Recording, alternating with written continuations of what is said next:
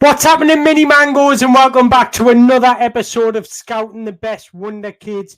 Just quickly, briefly, to tell you if you don't know who I am, my name's Antonio Mango, and I scout, analyze, and look at all the best up-and-coming wonder kids around the world so you don't have to. So in this episode, we will be talking about their strengths, weaknesses, we'll be backing it up with statistics, and what you can expect in the future from this bright young talent. And it looks like the Norwegians have produced many young talents over the years. You think Martin Odegaard, Erling Haaland recently, and it looks like they've stumbled upon another gem currently playing in the Belgium League, and that is Antonio Nusa. If you are new here or maybe returning to watch another episode, if you like this video, make sure you hit that like button. At the end of this video, if you enjoyed it and want to see more, make sure you hit that subscribe button.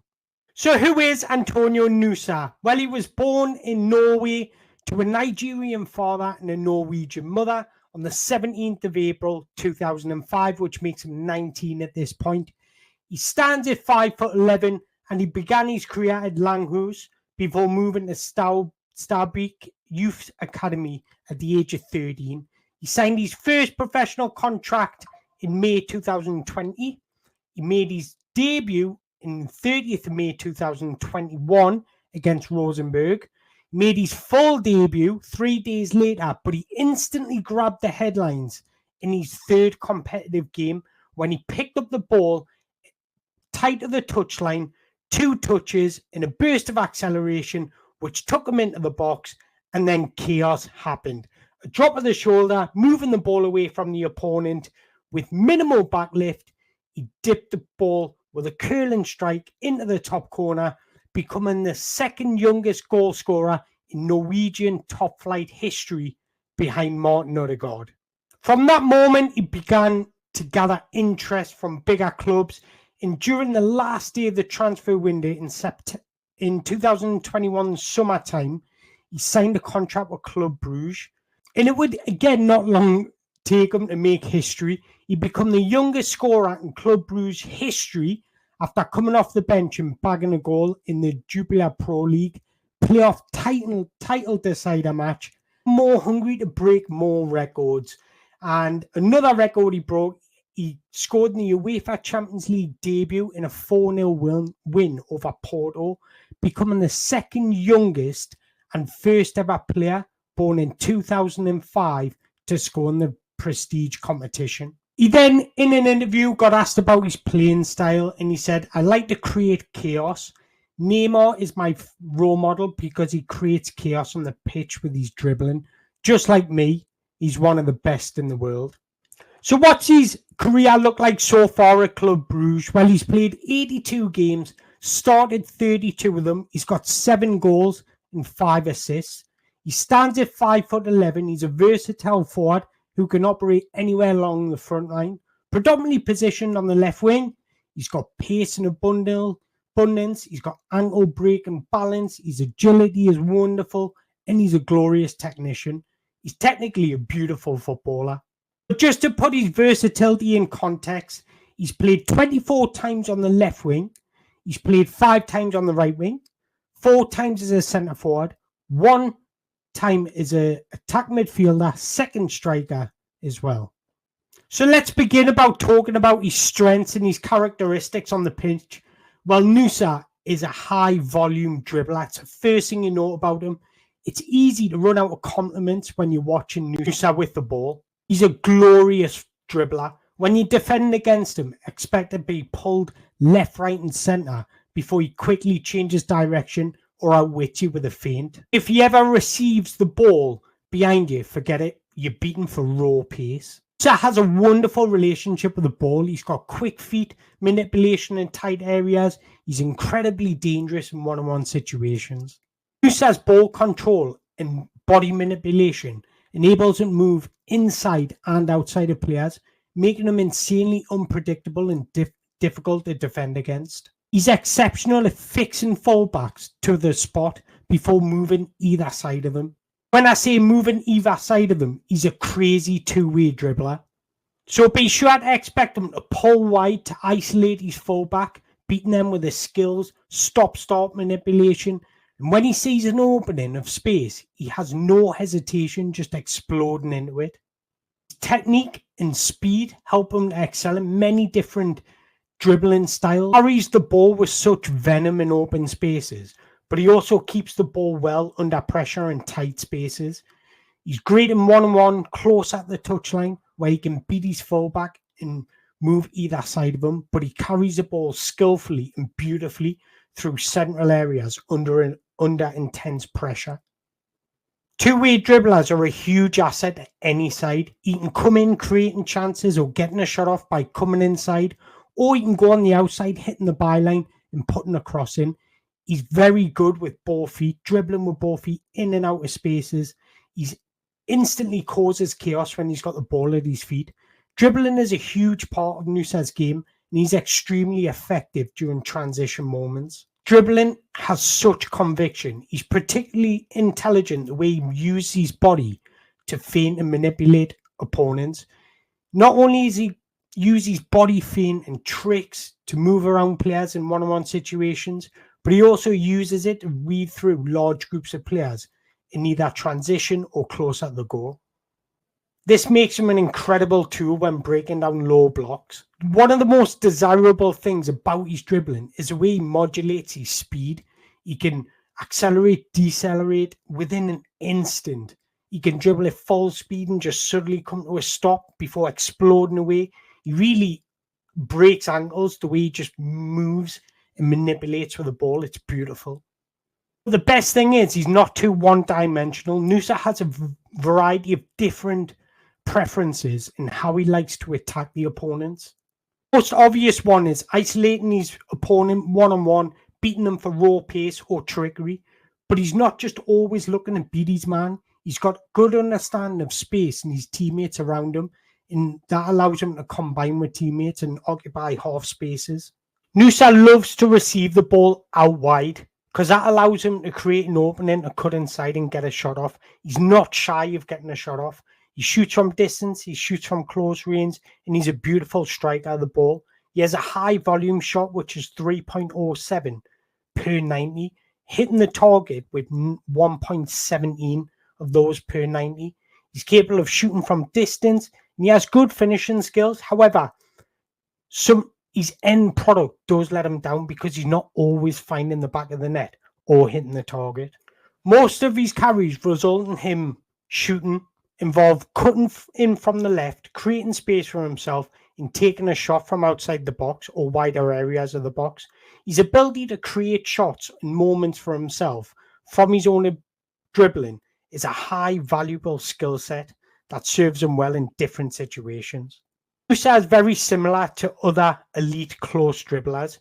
He takes smaller touches as he approaches the defender, attracts them in, drawing them in, unsettling them from balance before exploding away with a heavier touch and just literally going from zero to a top speed in an instant. Nusa's dribbling would be a huge asset to any attacking outlet, whether that be counter-attacking or possession, because his ball retention helps consolidate possession. He can drop deep, pick up the ball and carry the ball over long distances, or he can hug the touchline and be an outlet for a switch of play, which he controls beautifully, takes the ball into his stride, and he's able to isolate his fullback and has space to attack. He's extremely dangerous when he's dribbling. He finished top of the leaderboard at Club Brugge for the most successful dribbles with 49. In the league overall, he finished 7th. While Nusa spends a lot of time with the ball at his feet dribbling, he's also a major attacking threat without the ball. He attacks open space with well-timed runs, which make him look faster than he is. He positions himself extremely well in relation to where his teammates or the opposition are. The best thing about him is how he escapes his marker with the quick, clever changes of direction of speed. He's constantly offering runs in behind, offering more than just his ability to dominate the ball in one-on-one situations. But he also looks comfortable receiving when he comes inside to the inside channels. Generally, he starts out wide before coming inside, and that just creates that opening for him to drive into. Generally has a nice awareness of space. He can receive the ball out wide, he can receive the ball with killer runs in behind, or he can come inside and receive the ball between the lines. Because of his tendency to come inside and get a shot off, his expected assists generally are quite low, but despite that, he's got a lot of creative potential, and that shows in his numbers. Despite starting half the games Olise started, bear that in mind when I give you these figures. Shot creating actions, he finished with 59, Olise finished with 82. Shot creating actions after take-ons, he finished with 9, Olise only finished with 11. Ball creating actions, he finished with 10, Olise finished with 14. So his numbers are very, very close to what Olise is providing. But when he's creating chances, he's very good at little combination plays, 1-2s, give and goes.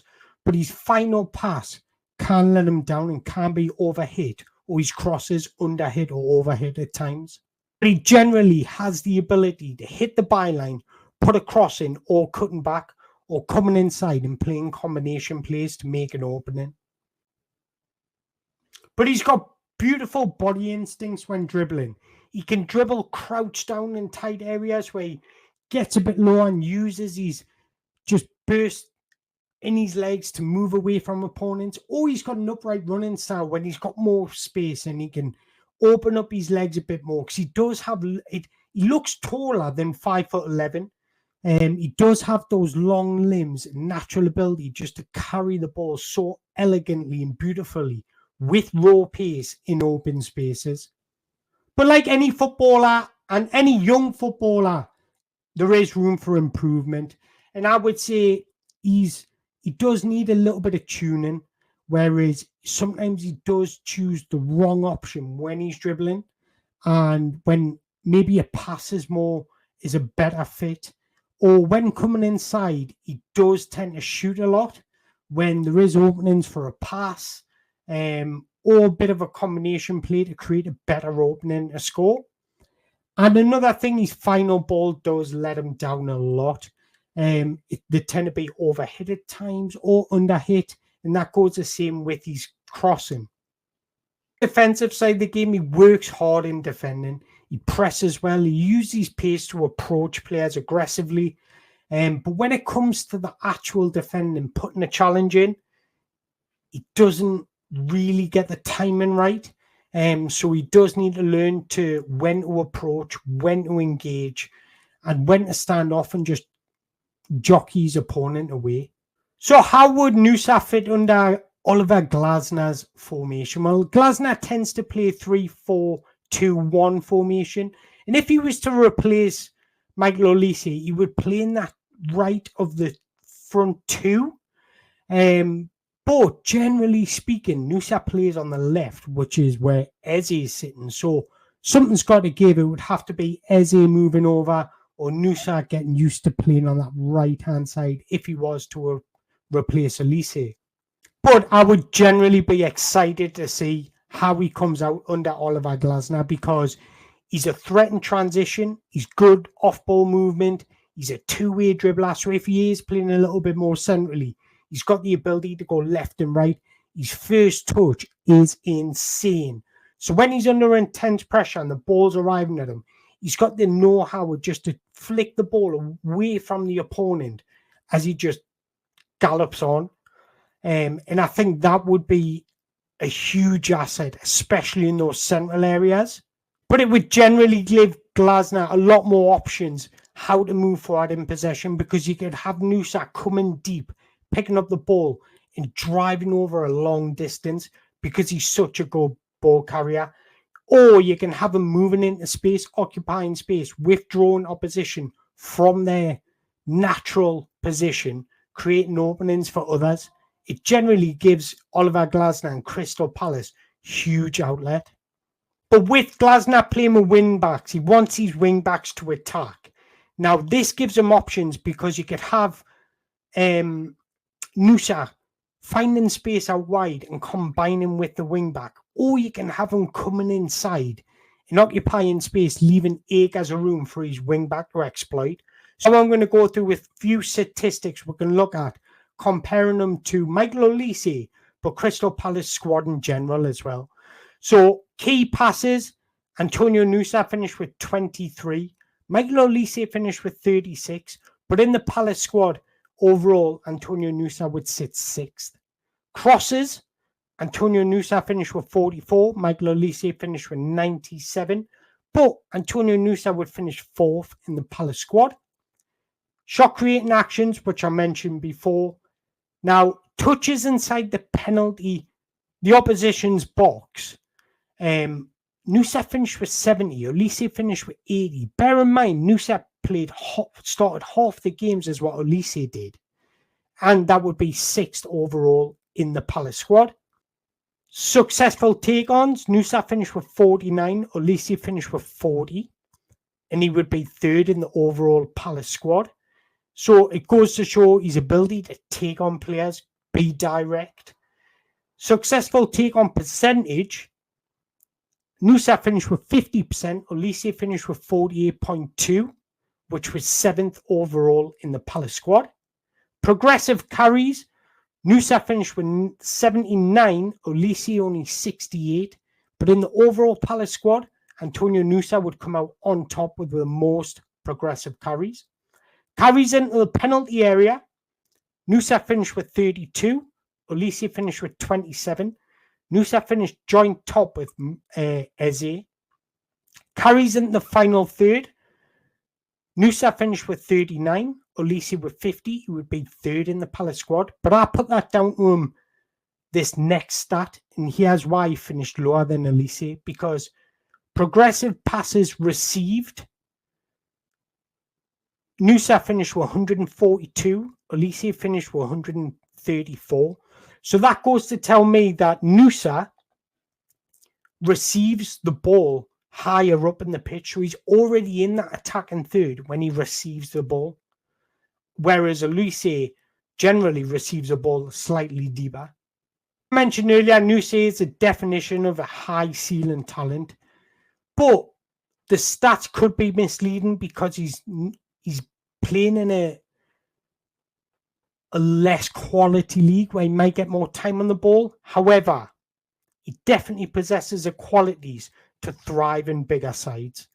His dribble heavy style of play is fundamentally a floor raiser for fans. Movement, positioning, the speed in which he flourishes at, the speed he moves with and without the ball, his close control, he's dribbling in deeper areas, his progressive carries, his carries across the field, his ability to stay wide and being open for switches of play, his defensive work, his pressing contribution, make him a great fit for any pressing system and any system that wants to move the ball forward. But the beauty of Antonio Nusa's play is his wide range of movement is suited for different kinds of tactical styles or formation setups, which fits perfectly in all of the Glasners. So guys, that's the end of the episode, and I really do appreciate your time in watching this. And if you have enjoyed this, please hit the like button, hit the subscribe button, and if you've got any recommendations, please leave a comment in below. But I really appreciate your time, and until the next time, ciao for now.